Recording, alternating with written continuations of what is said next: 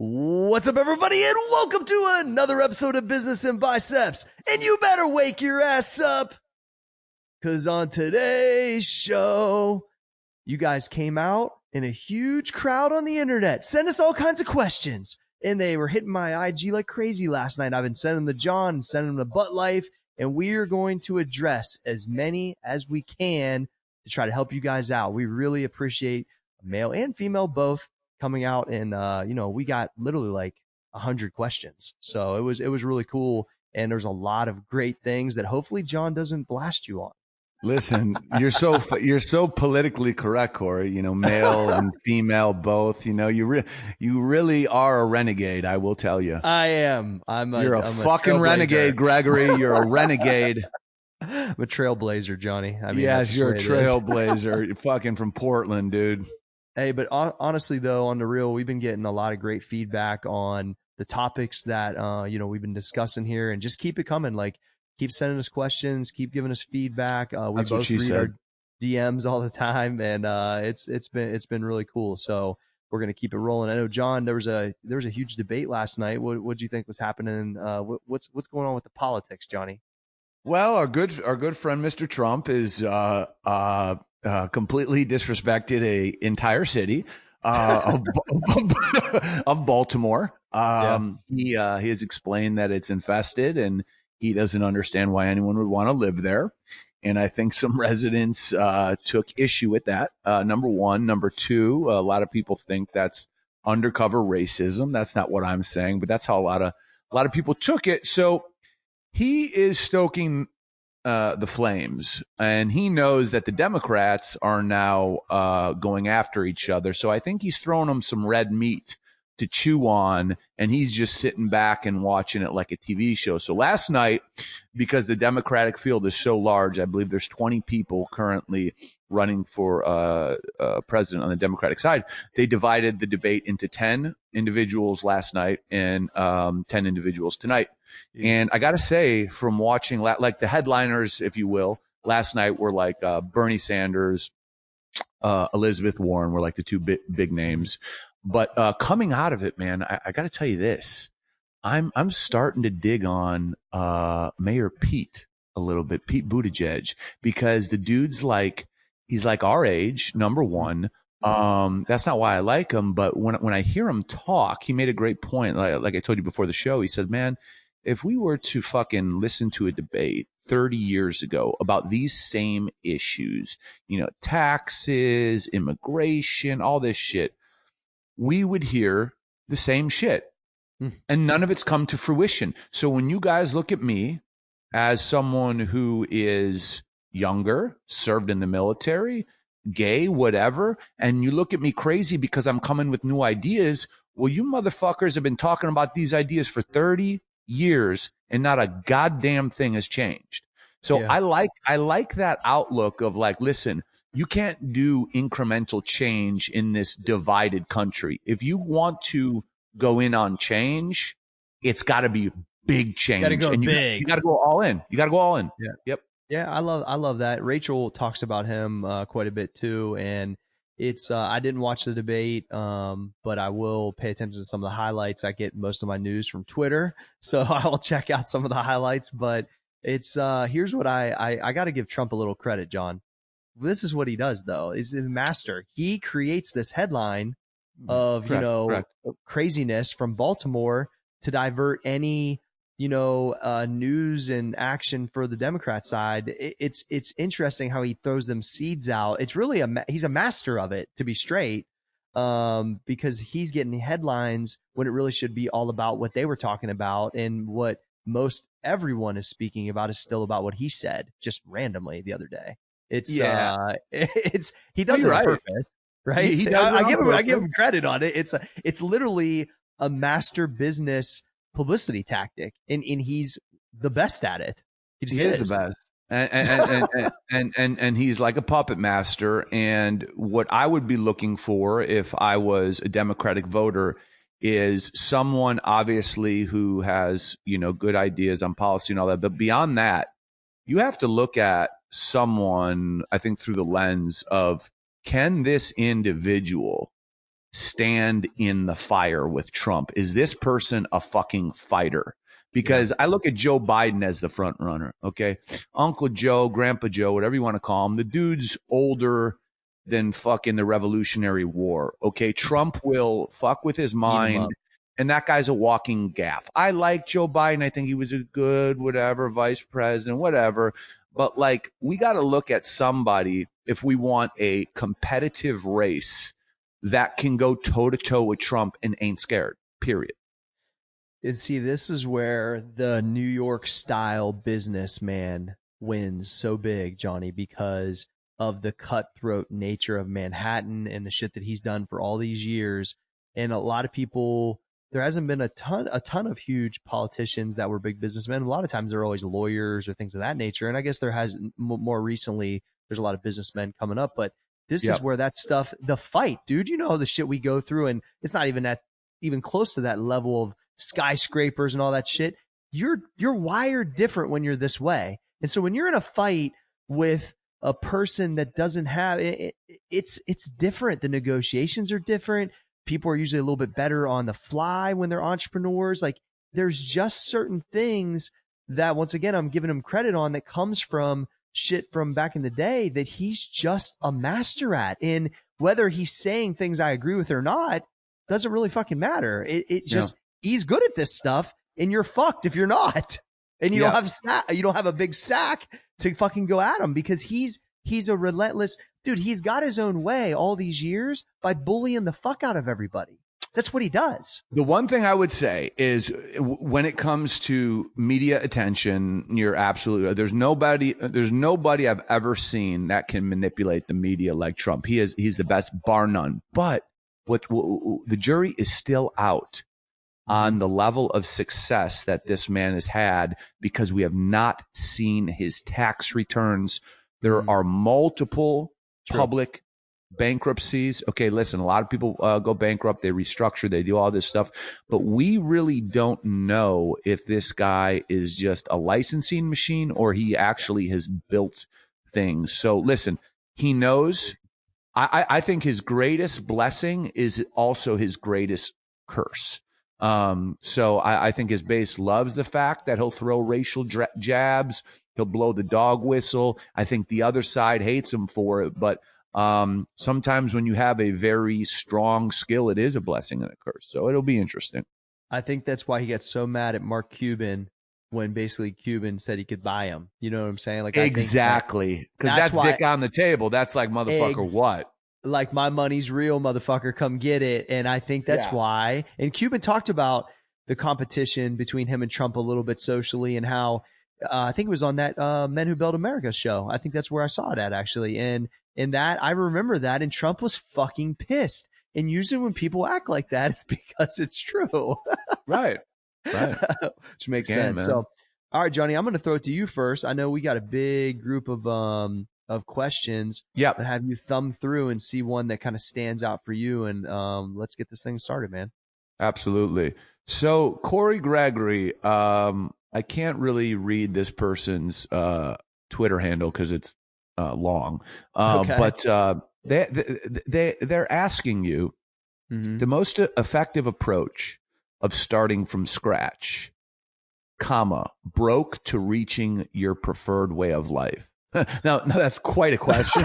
That is quite the question. Yeah. If you want me to read it again, I will. No, I got it. So, okay. I mean, a lot of people, I think, get really stuck in the sand on literally just starting.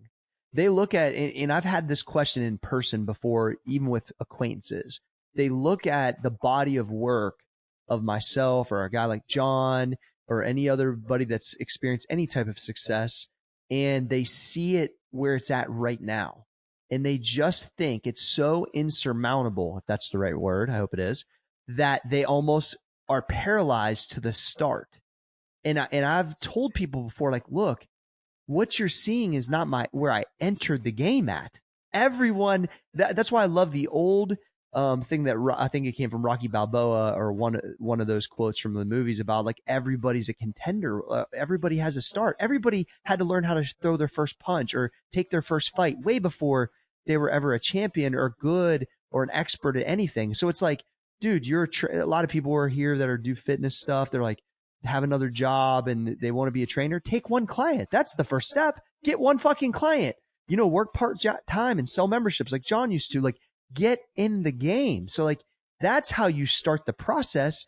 The 20 years you got to put in to get to a level you aspire to. You just can't look at that and just think, oh, fuck. Like they literally can't even wrap their mind around what it really is going to take, but they have to really focus on where do they just get one foot, like toe your foot in the water is a term for a reason. Like just got to get in the game, that's my best advice there, Johnny. What's yours? Yeah, I mean, if I'm looking at it, most effective approach of starting from scratch, start. Yeah, I mean, that's the big thing. I could say, at least from people I know and have had conversations with, starting from scratch is this idea that they have for so long, but the one thing they all have in common is they never start. Yeah. So how can you start from scratch, or how could you, in theory, build something if you don't fucking start running, right? If you don't start running the race. So number one, you have to have the confidence to believe in yourself to do it. And then when you do it, no, this is the long game. This is a long-term process. It could be 5 years. It could be 10. It could be 20. It could be 40. Fucking Ray Kroc from McDonald's, I don't think started with McDonald's till he was like 54. Okay. No. Ray Kroc. Okay. The founder of McDonald's. Okay. 54 years old. How old are you? So don't fucking tell me it's going to take too long. All right. So, I just think people need to understand I have to be in this for the long haul. This is not a short-term process. And guess what? You guys see stories of short-term processes. And if it is, it's a motherfucking bonus. But get ready for the long haul. I think, John, that's one of the things that I knew early, that it was going to take forever. And when you say start from scratch, dude, when I moved to Columbus, I didn't fucking know anybody except for the there's 7 people in my house I lived in that were from my area. Other than that, I didn't know fucking anybody. Everyone has to start from scratch. You got to have the confidence and you got to fucking go get it. And if not, then you really don't want it. That's really what it comes down to. All right. Let me see. Here, I like this one, Johnny, because I think that this is something that's come up a lot, and it's a personal finance question.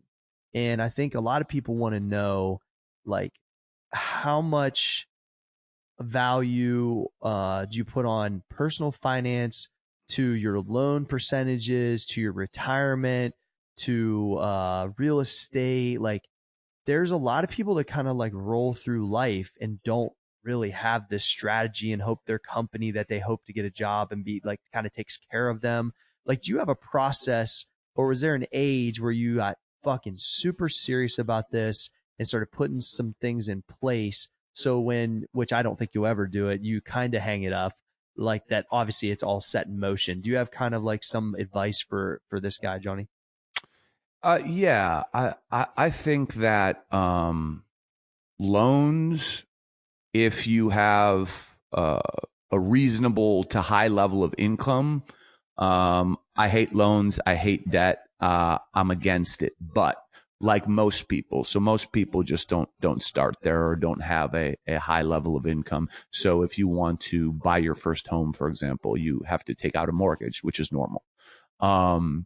If I look at that process and I look at the economics of it, and let's say you're paying 4% on your mortgage, I truly look at things like this, like that, as long as like, you weren't making a huge level of money at that point and you have 4% interest a year on your mortgage, don't be in a hurry to pay that off, because historically, anyone can look this up, the market returns much higher than 4% a year. I think it's blended anywhere from like 8 to 10%. I would say 8 to 11, I heard. Yeah.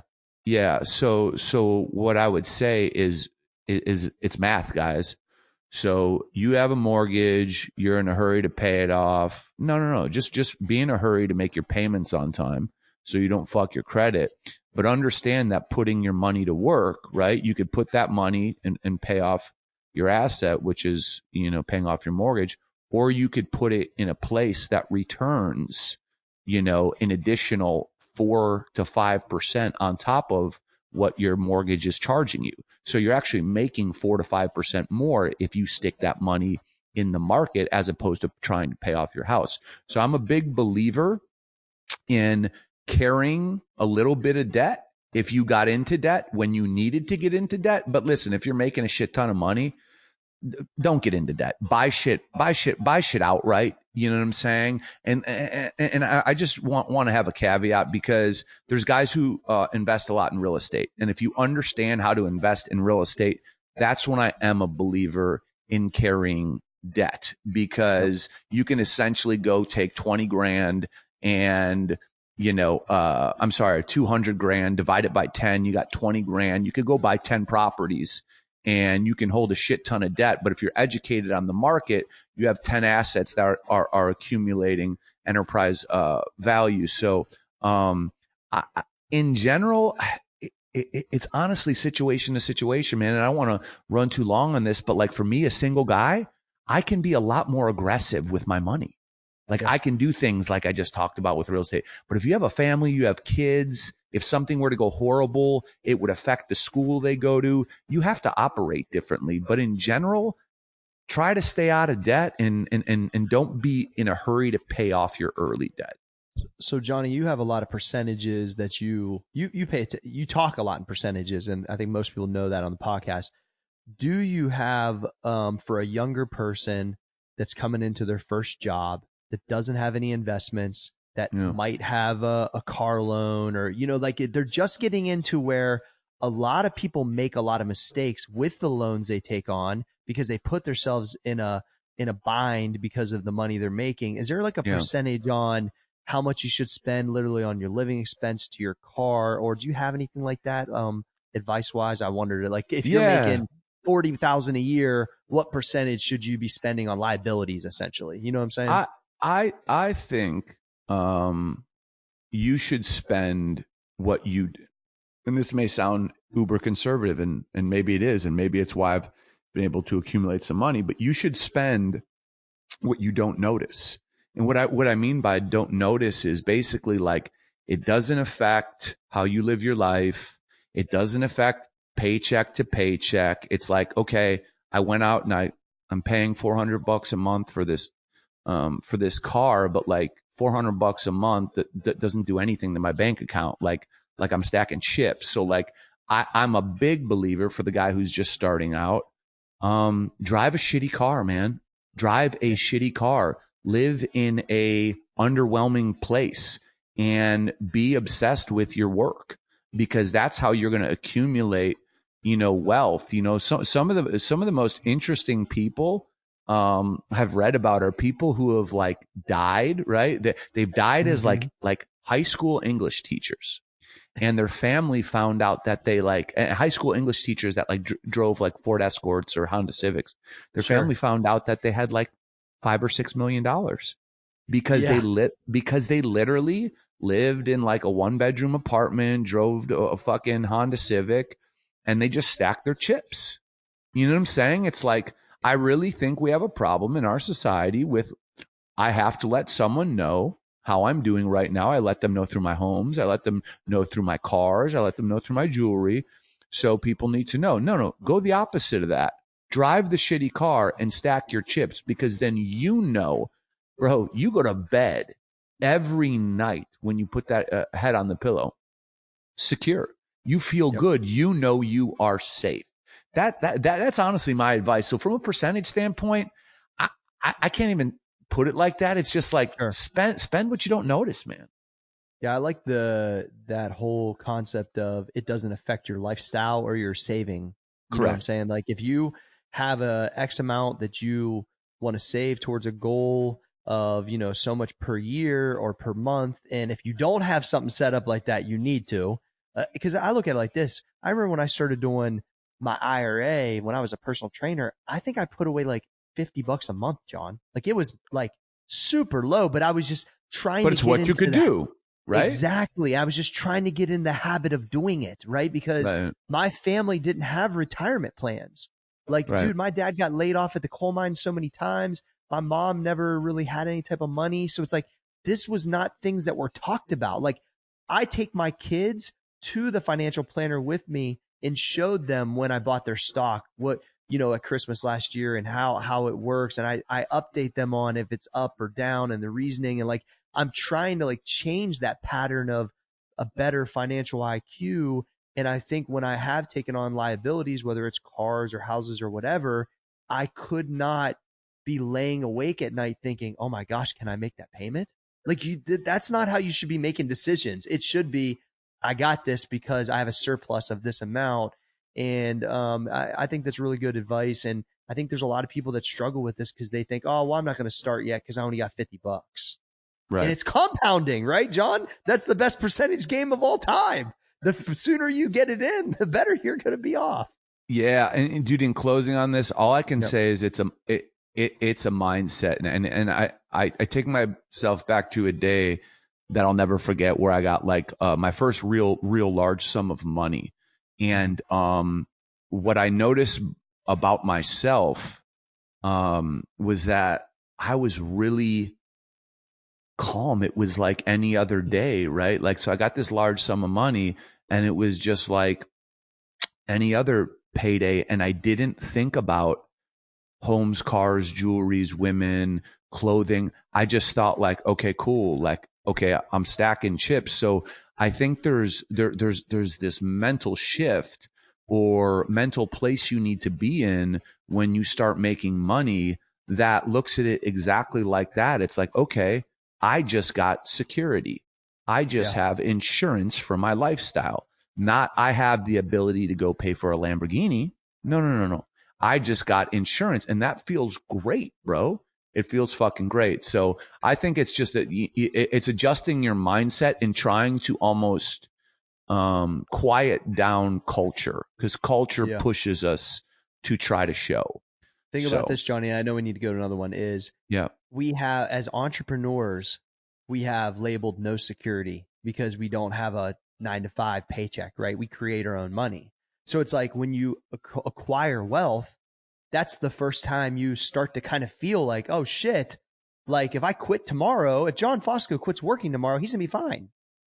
He'll be more than fine. You know what I'm saying? Like, and in this lifestyle, that's what I hear from everybody. Oh my gosh, like I'm not going to get a paycheck if I quit my job and I start this new thing and I'm not guaranteed any money. Damn right, you're not going to get a paycheck. Damn fucking right, you're not. It doesn't work that way. And so anyway, no. I thought that was a good question because I've seen a lot of that through. But go ahead and pick. Okay, so in that category, I'm going to go with this. Somebody was asking, basically your opinions on making a business that creates money and starting with personal capital versus raising venture capital. Ooh, I like this. Kind of experienced both of them. And I got to tell you, there's a different level of respect for the business when it's your money. They're just, or, a lot of people have sweat equity because they're starting out. And that is definitely part of it. And I think I had a little bit more of a dialed in feeling to how anybody that had invested in a project that I was into, I would get up every day with the intentions to fucking try to get them the biggest, fucking back pay of all time because I just was so thankful that they were investing into me. And I've had multiple things from small investments to big investments and then now doing my own investing. And there's definitely a different level of risk and feeling. And I got to tell you, I saw in my first major company where we raised a bunch of capital and you had, essentially VC type money versus what John and I have done, which is utilize our own money and build these companies from scratch like this. And the balance sheets are just so much better when you do it the way that John and I do it. And there's not like frivolous spending. You're not rushed and straight up, like they're just, in my career to date, they've been way more successful. And so a lot of people would look at my previous company, which is where I met John at too, Muscle Farm, because it was so loud and big, but the bottom line sucked. And now we have businesses that are very strategically done, and they make great money, and they're a lot of fun. And so it's like, man, being able to experience both of these things, I think is, made me a much better overall business person. But yeah, there's definitely multiple ways to chop this thing up. Yeah, man. What I would say is that when you go into something with other people's money or venture capital, however you want to call it, it's like, okay, we want to have a sick office. Yes. This frosted glass is going to be 50 grand. Let's make an amazing conference room that looks insane. Let's do this, because it's not your money that's being spent. Everyone has a problem with how the government spends our taxpayer money. Want to know why they spend it the way they do? Because it's not their fucking money.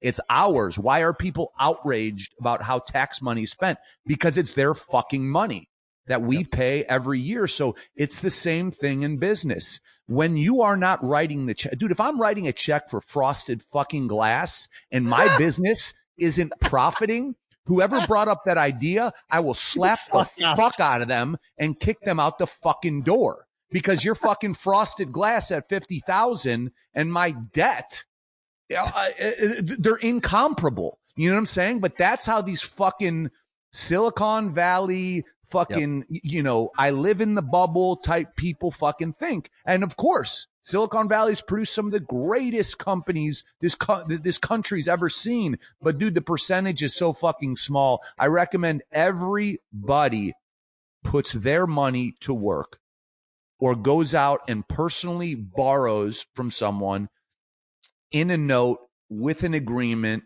so they can feel what it takes to actually make a dollar. Because once you understand what it takes to make a dollar, you understand the gun-shy nature of spending a dollar on frosted glass windows. Dude, listen, build your frosted glass window and John will throw you through it.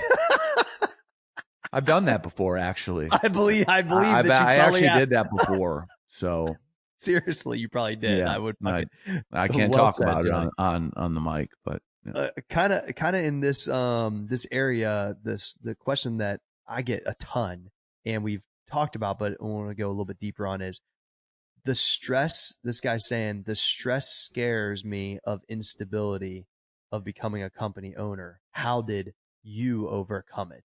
So how did John Fosco overcome saying, I don't want a fucking job anymore? This is my business and I believe in myself. I mean, that's basically. Yeah. The first thing I would say is I didn't do it because I didn't want a job anymore. I did it because I had ideas that pulled on my brain every night. And I felt like if I didn't do them, I was selling myself short, number one. So I've said that this numerous times on this show. If you want to go into business because you don't want to work for someone, you're an egomaniac. You're an egomaniac. The driving force has to be the product or service you want to bring out to the market and show value to people with. But I guess outside of that, I hit on that point. What was it? What was the question again, Corey? It was just, how did you?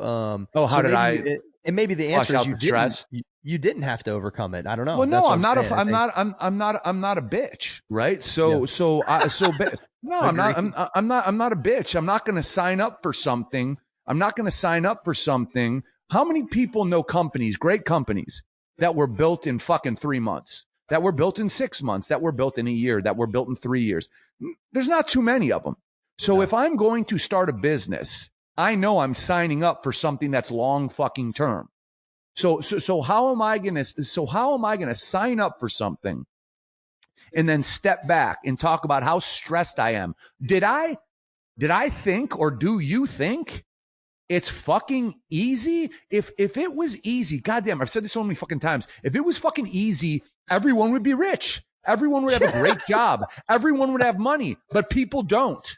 People don't. To be a 1%er, I think you need like $400,000 a year, which is nothing crazy. Okay. So people don't.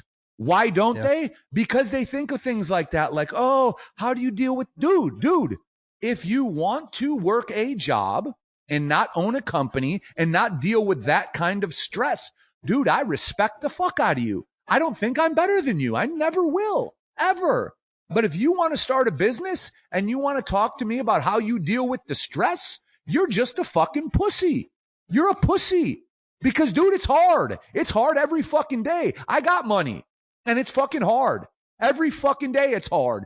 So much shit from my fucking life I don't get to do. So much personal shit, so much family shit. I don't get to do it. I don't cry about it. I shut my fucking mouth and I do what I signed up for. That's why I fucking win. I don't want to make it about me, but that's why it works. Well, question period. Was to you. So make it about you. I think I mean, it's just bullshit.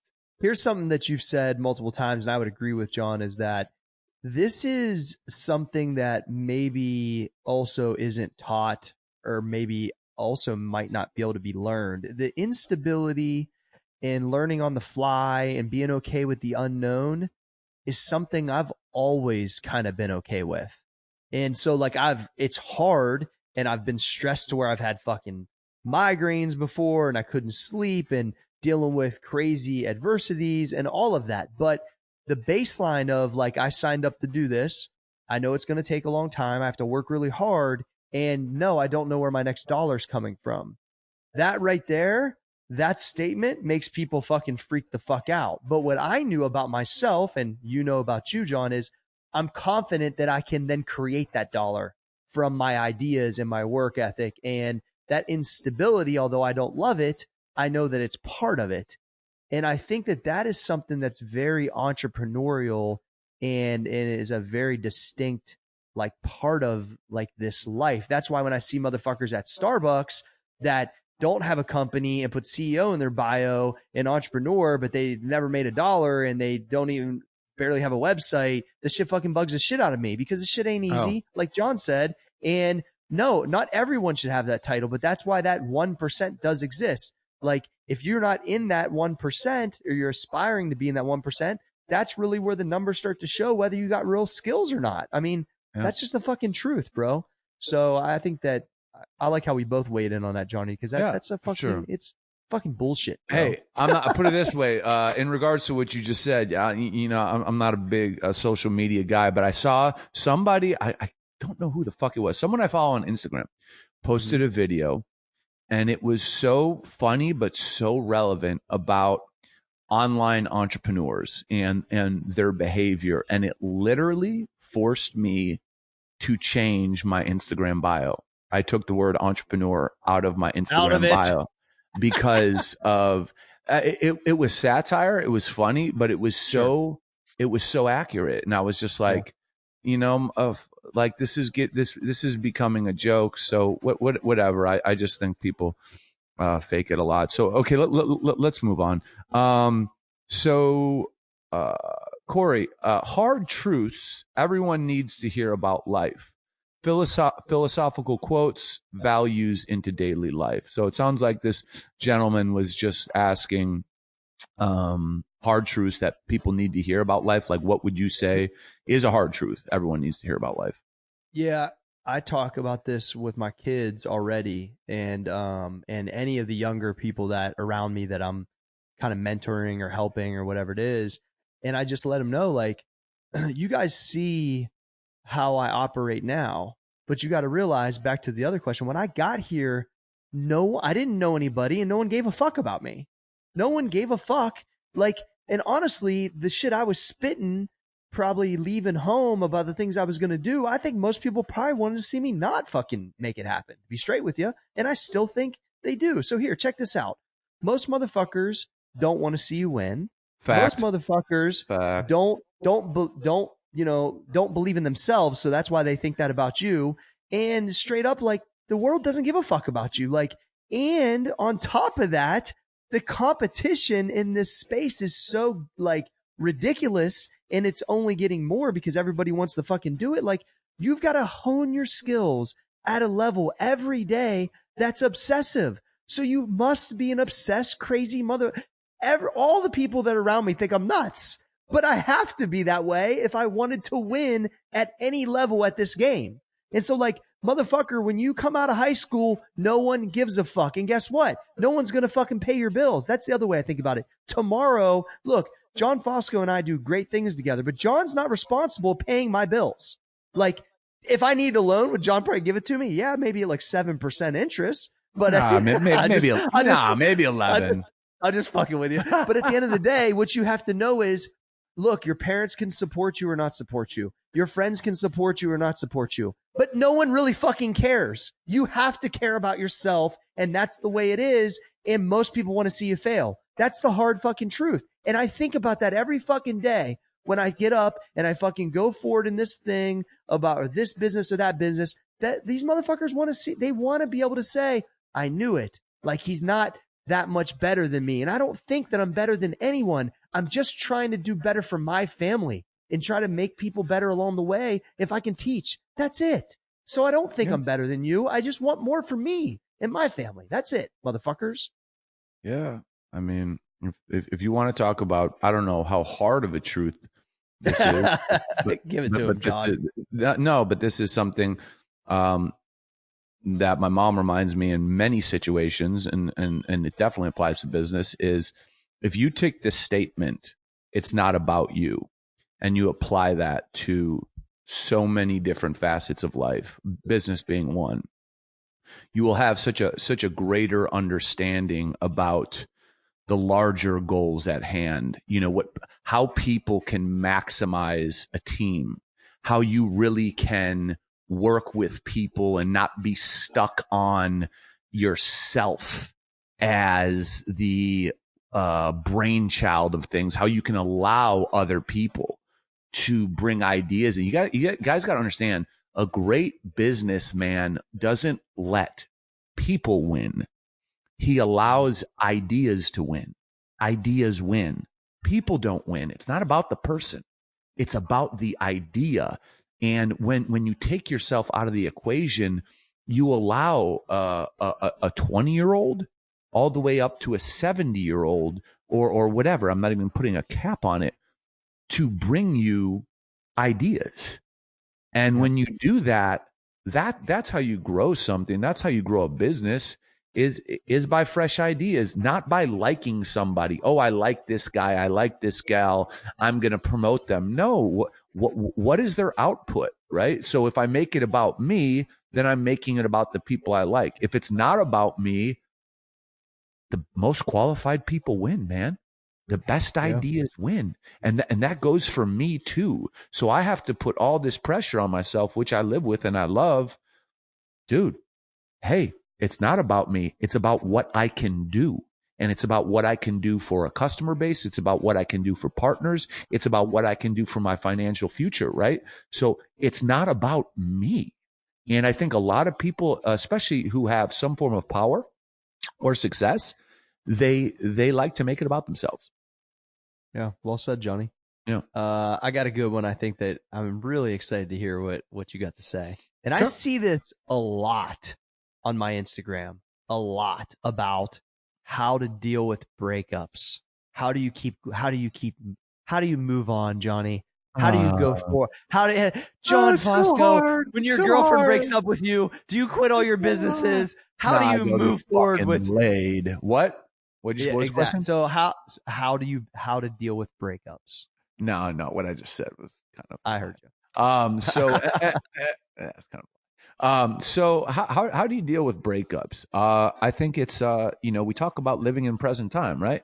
So if you live in present time, you understand that what is today is all we have. And I don't want to fucking go too deep on you guys, but everybody listening knows somebody who had an untimely death, right? Yep. Like, so to think beyond today and how you can maximize today is kind of foolish, to be perfectly honest. Do you want to plan? Of course you want to plan. But if you don't live in the moment every day, you're not maximizing that day. So if you have a breakup and it is what it is, all you're doing by sulking in it is taking yourself backward. You're taking yourself into the past. And we've talked about this many times. When you take yourself into the past and you think about negative things, that's where depression stems from. So it's just, life is never going to be easy. Okay. Breakups are not fun. They're not easy, but it all comes down to what are you going to do about it? Because it's not like, well, no, I want to get back together with her. So what is she? No, she's gone, brother. She's gone. What are you going to do about it to continue to progress your life forward? Because I'll promise you this, I've seen so many dudes like this, they get stuck on girls.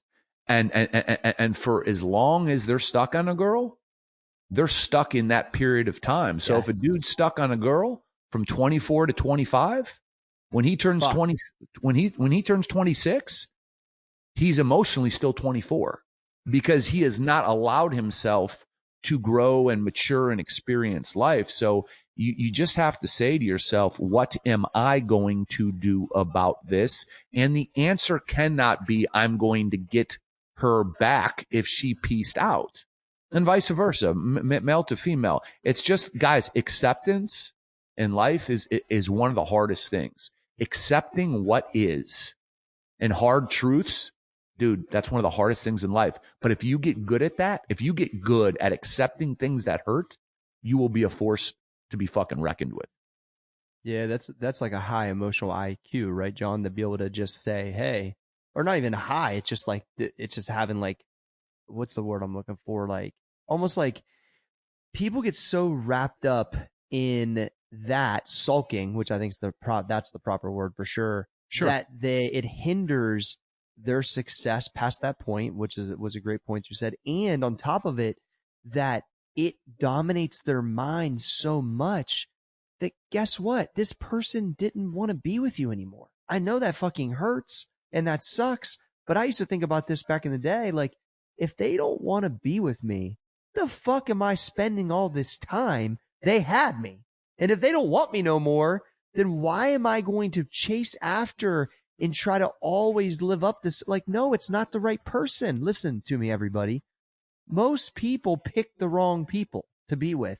And then they're pissed off 10 years later when they're getting a divorce. There should never. And they only get blowjobs on their anniversary. That's terrible. That's an indicator of a problem. And here's the thing. It should blowjobs should be at least weekly. There you go, Johnny. You should have that mandatory when you get married. Or for me, no. Okay, continue, Corey. All right. So what I'm saying is there should never be that much static around a relationship to where it's so difficult and everything you do feels so hard and you're always trying to like when you're with the person, and I've been thankful to be with a person that I've wanted to be with for 20 years, like it's never felt that difficult. That's what I'm saying is like when you have a match and you have to work on it, there's no doubt, but it should never feel that way. So meaning like if that's what's going on, you absolutely have to move on and you can never just leave yourself on the fucking past. I never understood this. I always thought it's time for me to work on me. If this person left me, I'm not working on me so then I can hope I get him back. I'm working on me because I need to progress so then maybe I can find the person that is supposed to be with me. Like you just have to think about your actual situation and say like, it's time for me to work on me. I always tell people, work on your fitness, work on your personal development, work on your job, take time for yourself. Just worry about yourself for a little bit, you know? Yeah. I mean, I'm going to add to that real quick. And it's like people think when they get out of a relationship, oh, when am I going to find somebody? That's the fucked up way to think. The way to think is like, okay, it's your life. And all you can do is improve your situation. I'm not just talking business. I'm talking like in general on a daily basis. Focus on you, focus on your friends, focus on what you enjoy.